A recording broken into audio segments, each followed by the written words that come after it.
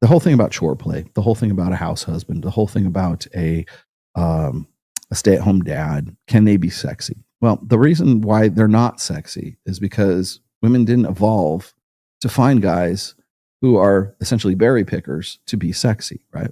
Hunter gatherers. Men were the hunters, women were the gatherers. Beta males were the ones who took care of the children. You look in any primate society, from macaque monkeys to bonobos to chimpanzees to silverback gorillas, there are the alpha males and then there's the beta males. And the beta males trade services and goods for sex. It is essentially prostitution. One of those services is babysitting. So when you look at our closest relative in the primate kingdom, and I don't care what you think about it, but if you look at primate societies, it's the beta males who are taking care of the children. There is I think, a sort of an evolved psychological firmware or understanding that men who take care of children, I'm not saying they can't do it, they can, but there is this instinctive understanding that men who take care of children are beta males, because primates, as I said, beta male primates take care of the children for the females so that the females can actually go and have sex with the alphas when they're in estrus. And that's what they trade it for. They trade sexual access when the female primate, the chimpanzee or whatever, is not in estrus, there's a much lower chance of reproduction. She will have sex with the beta male, but only because it's like sort of it's for services rendered. It's sort of, oh, you watched the kid while I was knocking it out with the alpha. Thanks for doing that. Oh, thanks for the banana. Oh, thanks for picking these knits out of my hair and our kids' hair, that kind of stuff, whatever this service is, right? And I think that there's an instinctive understanding, even amongst human females, that the men who take care of kids are the betas. And then I also got to point this out, is if that's the case, one of the thing that gets me is when I talk to Richard Reeves seems to think that it's all about social conditioning. Like the only reason we think that like men who take care of kids or like change diapers or are quote unquote, stay-at-home dads or house husbands. Like, how many guys set out to be a house husband? How many guys say, what my greatest ambition in life is? What's that? It's to be a stay-at-home dad and be with my kids all the time, right? Very few. Mostly because I think men on some level of consciousness understand that they have a burden of performance. And so if a man seems like he is a sort of a resource drag on a woman who is now expected to pull his weight and the baby's weight, she's the one who has to provide security for the whole family, including the guy who, on some level, resents the fact that he's not pulling his own weight as far as the finances are concerned. And I know that sounds like really kind of mercenary, but it's true. Like, one of the reasons why, here, I'll just bring this up. I have it right here. I love this. Whenever I did this again, I did another one of these tweets where it says, gentlemen, you don't owe women a better life, right? And that I did this in response to this guy, Joe Cassandra. He says, if your wife wants to be a stay at home with the kids, it's your job to make sure that happens no matter what. Put the video games and beer down and figure it out. I was making $20,000 or $42,000 a year, and we were broke when my wife asked to stay at home. If I did freelance gigs at night on the side, I lived on 5 hours of sleep so she could do it. Sad how many women want to stay home and their husbands won't let them. No, it's not that they won't let them. It's that nobody can afford it. To make it in the United States, you need 2 incomes and a side hustle. That's how you make it in the US.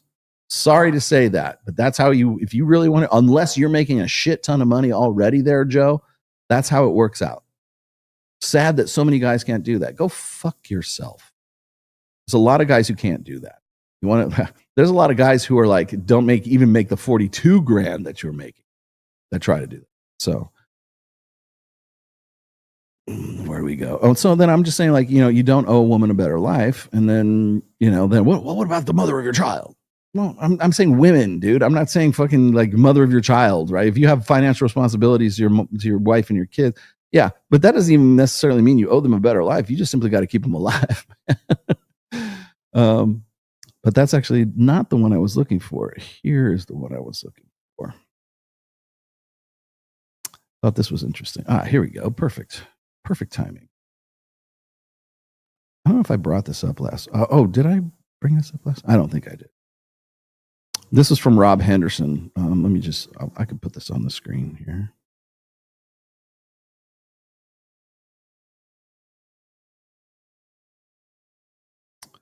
I think that's it. That's it. Okay, here we go. Rob Henderson, this is from February 1st. Couples where the husband's total income was more than $38,000 per year, greater than his wife's income, were the least likely to divorce. Couples least likely to divorce were those where the husband had a much larger income than his wife. So you can see that. This is from the IF studies. This is from International Family Studies. I think that's what that's called, right? I can grab this. Oh, okay. Let's share this tab instead. There we go. Okay, so this is family studies. Husbands with a much higher incomes than their wives have a lower chance of divorce. What does that say about house husbands and stay-at-home dads? Does that mean that there is a much higher instance of divorce because they're not in any way making more than their wives are? Their wives are their primary breadwinners because they're too busy taking care of the kids. Research in evolutionary psychology suggests that financial prospects are more of a priority for women than men when choosing a spouse. And that is the case around the fucking world. There is also evidence for the US that marriages are less stable when the wife out-earns the husband. Yes, that is the primary precursor, the precipitator of divorce in the United States, especially when the husband is unemployed or underemployed.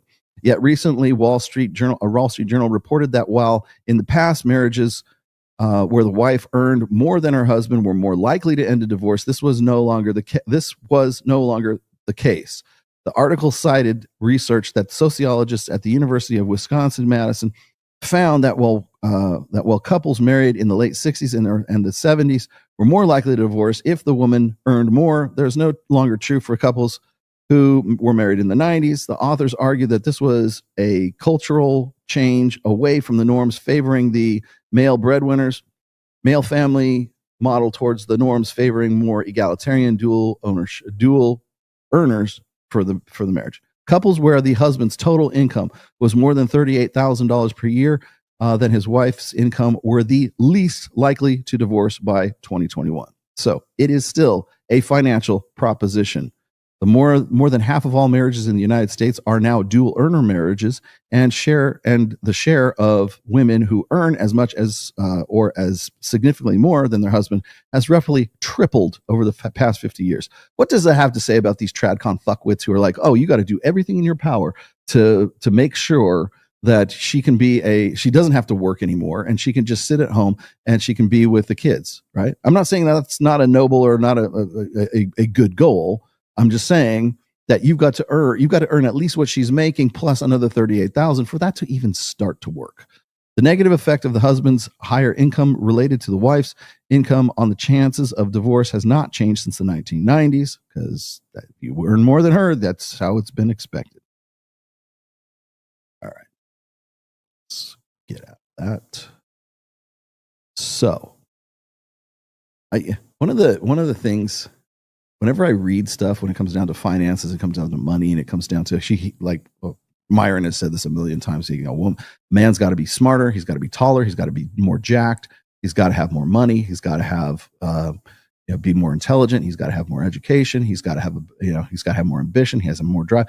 Basically, a man has to be exponentially more than a woman, but yet still believe that he's her equal, right? And the thing that gets me about that whole thing is that's part of the burden of performance. But what happens is then you've got the traditional conservatives come in and say, well, it's your responsibility to do all this stuff and to basically bend over backwards and essentially kill yourself to provide the lifestyle that this woman wants to get with. And all that does is prove to me and through the traditional conservatives is that you've reduced marriage, you've reduced love, you've reduced emotional investment, you've reduced all of this down to $38,000 more than your wife. Because if you don't make $38,000 more than her, odds are you're going to get divorced. And if she starts making more money than you, odds are the clock's ticking. She's gonna, you lose your job. She's not going to leave you then. The clock is ticking. Right? If you can't bounce back from being zeroed out, the clock is ticking. Like the landman. Yeah. Oh yeah. Fuck. That's great. Yeah, exactly. You're on the clock at that point. And so what you're doing is you're taking this, because like love is forever, and love is what's that Corinthians thing? Love is kind, love is never jealous, love is this. I'm not a biblical scholar. You got all of these really nice, flouncy, flowery, poetic prose about what love is and what love isn't. You know what love is? Love is $38,000 more. That's what love is. Sorry, them's the numbers. That's the statistics right there. So all this bullshit, do I think it's more than that? Yes, I do. But if we're going to break it down, and I'm not the one doing this, it's the tradcons that are fucking doing this. It's your responsibility. What's my responsibility? $38,000 more than her. That's your responsibility. Not about love, not about kindness, not about Corinthians, not about, love your wife love your wife and respect your husband, right? It's not about that. It's about $38,000 fucking dollars. That's what it's about.